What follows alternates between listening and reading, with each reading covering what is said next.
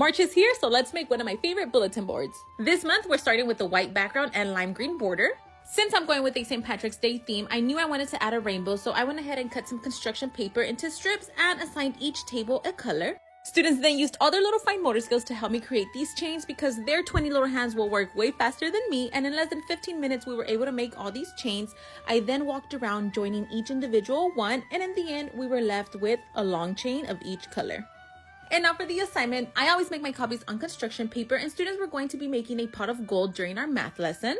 Students had to use their one-to-one correspondence to count the number of letters in their name, and that would be the number of coins they would be adding. Then they would practice writing their name, cutting all their little coins, and adding them to their pot of gold.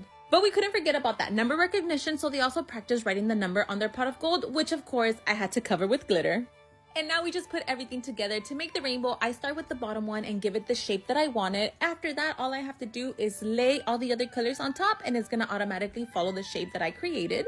We obviously made it longer than what we needed, just in case, so with anything that was hanging off, I just cut it and trimmed it. And on the other half of the bulletin board, we're gonna show off the awesome student work.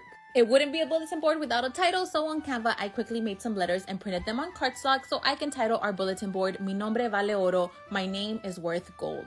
And with that, we're done with our March bulletin board, and this means we only have 2 more boards left on us this school year.